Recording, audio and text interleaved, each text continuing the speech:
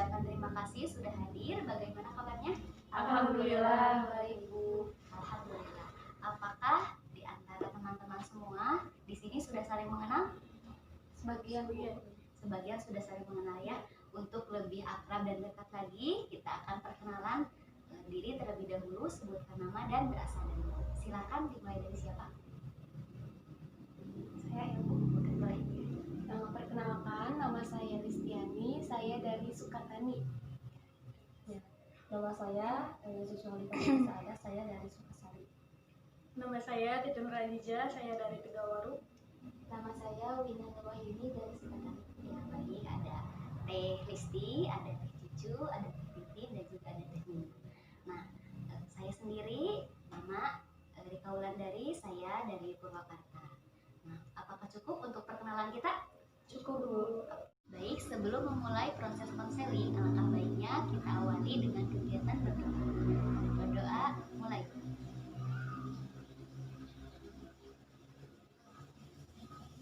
Berdoa selesai. Oke, nah teman-teman, apakah di sini sudah pernah ada yang mengikuti konseling kelompok? Saya belum Bu. Belum. Ada lagi? Belum juga. Belum. Oke, kebanyakan belum ya. Nah, apakah teman-teman juga tahu apa itu bimbingan konseling kelompok? Belum tahu Bu. Belum juga. Baik, Ibu akan jelaskan apa itu bimbingan konseling kelompok. Bimbingan konseling kelompok adalah bimbingan konseling yang dilakukan oleh beberapa orang, di mana satu terdiri dari konselor dan beberapa orang sebagai konseli. Nah, di sini konselornya adalah Ibu dan konselingnya adalah teman-teman semua. Nah, di dalam bimbingan konseling juga ada beberapa asas yang harus kita ketahui. Yang pertama ada asas keterbukaan, yang kedua ada asas kerahasiaan, yang ketiga ada asas kesukarelaan, dan ada asas normatif. Nah, asas keterbukaan adalah yaitu teman-teman bisa menyampaikan apa saja masalah yang teman-teman sedang dihadapi dengan tujuan mengapa harus terbuka untuk memperoleh suatu penyelesaian atau solusi yang nantinya teman-teman dapatkan. Lalu ada juga asas kerahasiaan, di mana teman-teman di sini boleh bercerita apa saja tanpa harus takut cerita teman-teman atau masalah teman-teman ini diketahui oleh orang lain. Lalu asas kesukarelaan, di mana teman-teman datang ke sini, ke tempat ini tidak atas dasar keterpaksaan. Di sini teman-teman datang dengan cara sukarela. Nah, sekarang Ibu tanya, teman-teman datang ke sini apakah terpaksa atau dengan sukarela? Oke, alhamdulillah kalau teman-teman datang ke sini dengan sukarela. Lalu yang keempat adalah asas normatif, di mana asas normatif ini ketika teman-teman nanti mau menyampaikan pendapat atau sanggahan terhadap pendapat dari teman yang lain harus dengan kata-kata yang sopan dan tidak boleh menggunakan kata-kata kasar dan kata-kata jorok seperti itu. Apakah sampai di sini dapat dipahami? Insya Allah. Oke, baik, kalau sudah dapat dipahami, kita mulai saja untuk proses konseling kelompok ini. Nah, teman-teman silakan untuk menyampaikan satu persatu permasalahan yang teman-teman sedang hadapi. Silakan dimulai dari situ. Saya dulu Bu. Boleh silakan. Listi. Saya Listi. Ini permasalahan saya yang sedang dialami itu saya sering takut ketika berbicara di depan orang. Bukan takut dilempari atau gimana ya Bu. Jadi takut salah gitu, nggak pede, jadi ngomongnya itu jadi kaku. Ketika di belakang saya bisa gitu, tapi ketika di depan kok kata-katanya itu jadi bubar gitu. Mungkin begitu Bu. Terima kasih. Oke, baik, saya mengerti yang saya sampaikan. Selanjutnya silakan. Saya Bu. Kalau yang saya hadapi gini Bu, saya kadang merasa gak bisa melakukan apa yang ingin saya lakukan Bu. Maksudnya gini, ketika saya pengen, misalkan saya pengen ngerjain tugas cepat gitu, tapi saya ngerasa gak bisa gitu Bu, atau saya ingin memberikan pendapat saya gitu, tapi saya ngerasa gak bisa gitu Bu, dan di situlah saya ngerasa kecewa Bu sama diri saya sendiri gitu Bu. Oke, baik. Selanjutnya saya Wina. Jadi permasalahan saya merasa takut ketika akan menghadapi ujian. Jadi saya takut bahwa nilai akhirnya itu akan jelek seperti itu. Selanjutnya. Ya, jadi permasalahan saya seperti ini Bu. Saya itu sering merasa kebingungan atau dilanda kebingungan gitu. Terutamanya ditekan banget sama kos-kosan kayak gitu. Nah, baik. Setelah tadi semuanya teman-teman menyampaikan apa permasalahan yang sedang teman-teman alami. Nah, sekarang permasalahan siapa dulu yang harus kita selesaikan? Saya, Bu. Nah, apakah teman-teman semua setuju di sini?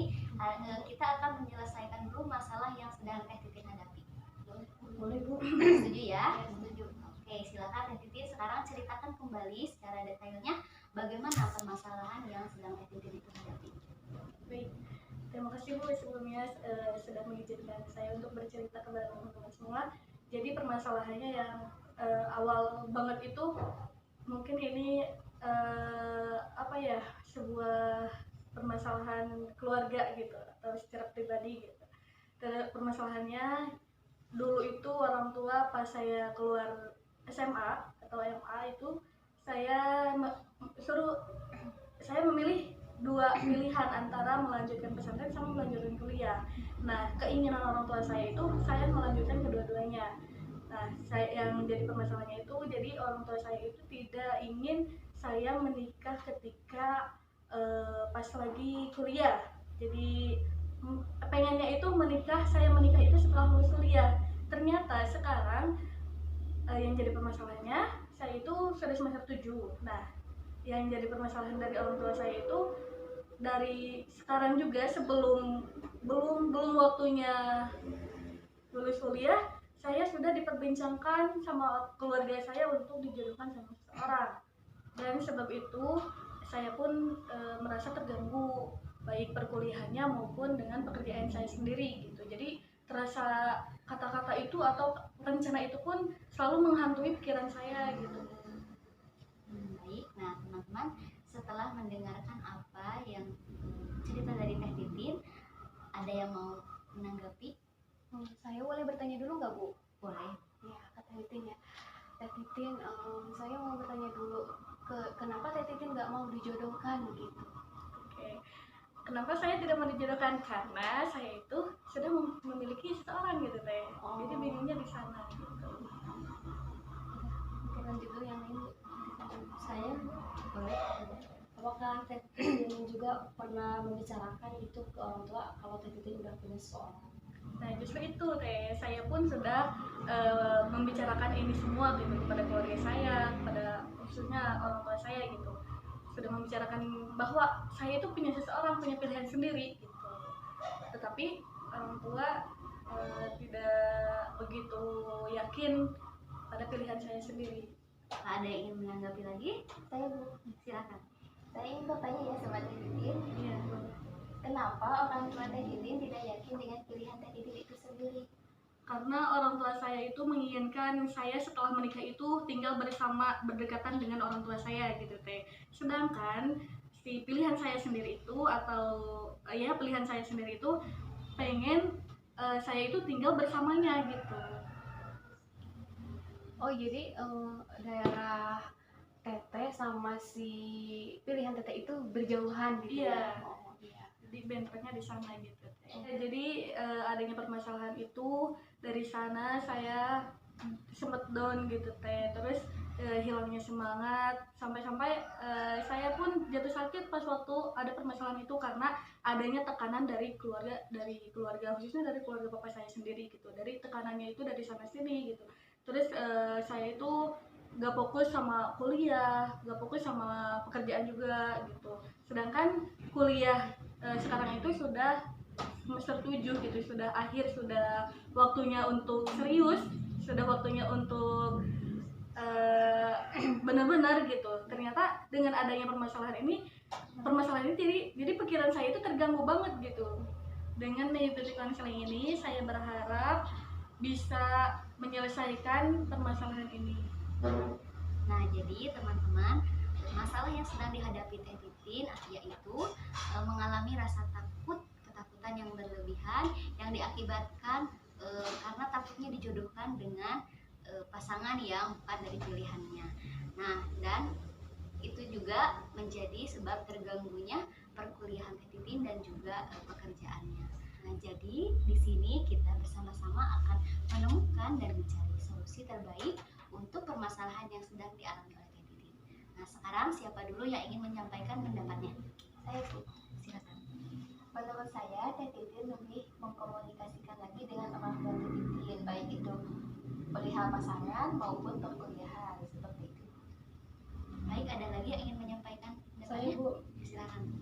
ya mungkin di sini Teh Titin juga harus merubah pola pikirnya gitu Bu. Soalnya kan kalau misalkan dilihat dari ceritanya tadinya tentang rasa was-was akan dijodohkan, pasti kan kalau akan dijodohkan itu kita teringatnya dengan seseorang yang tidak kita kenal, kita tidak tahu sikapnya gitu. Sementara Teh Titin sendiri kan sudah memiliki pilihannya sendiri gitu ya. Mungkin yang dirubahnya itu orang tua itu pasti menginginkan yang terbaik gitu untuk anaknya ya.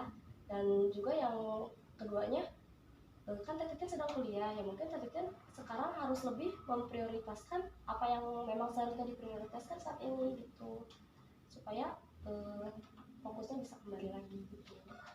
Ya, ada lagi?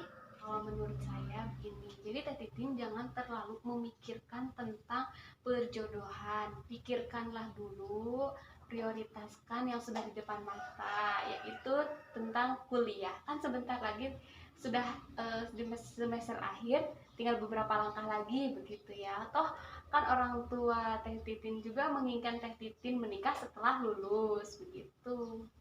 Terima Nah, kasih. Teh Titin sekarang bagaimana setelah mendengarkan dari pendapat-pendapat yang sudah teman-teman sampaikan? Bagaimana sekarang perasaan Teh Titin?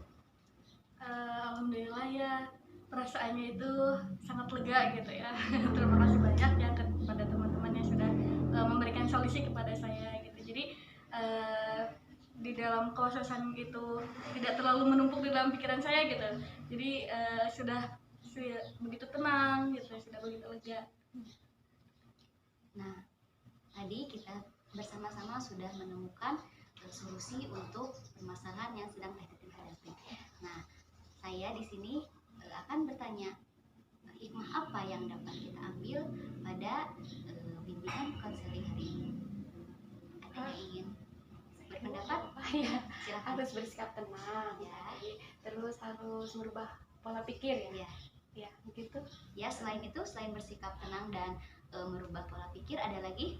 Saya Bu, ya kita harus lebih bisa mengambil kesikap gitu ya dalam memposisikan mana yang harus diprioritaskan dan mana yang harus dibelakangkan begitu. Ingin tahu porsinya ya? Iya gitu. Ada lagi? Jadi hikmah yang dapat saya ambil dari permasalahan ini bisa lebih mengkomunikasikan atau mendiskusikan dengan orang lain supaya permasalahan itu tidak ditanggung sendiri, begitu Bu. Baik, setelah saya tadi mendengarkan hikmah-hikmah yang dapat teman-teman ambil, ternyata memang banyak sekali hikmahnya ya untuk pembahasan kita hari ini. Nah, dari permasalahan Teh Titin di sini, sekarang Teh Titin sudah tahu ya langkah apa ke depannya yang harus Teh Titin ambil. Yaitu yang pertama bisa dengan berkomunikasi baik, menjalin komunikasi baik dengan orang lain ataupun dengan orang tua maupun dengan orang yang Teh Titin bisa percayai. Lalu yang kedua bersikap tenang. Yang ketiga juga bisa memprioritaskan apa yang menjadi prioritas, juga dapat merubah pola pikirnya, tidak harus semuanya itu dipikirkan sedemikian rupa sehingga menjadi beban tersendiri buat Teh Titin seperti itu. Nah, apakah dari permasalahan Teh Titin sendiri sudah selesai untuk kita bahas hari ini? Sudah alhamdulillah cukup. Oke, kalau sudah selesai, untuk pertemuan selanjutnya permasalahan siapa yang akan kita bahas? Semua permasalahan saya juga. Oke, bagaimana teman-teman semua? Apakah setuju untuk pertemuan selanjutnya kita akan membahas permasalahan dari Teh Cucu? Setuju Bu. Setuju. Berarti untuk pertemuan selanjutnya kita akan membahas permasalahan yang dialami oleh Teh Cucu. Begitu Teh Cucu? Iya.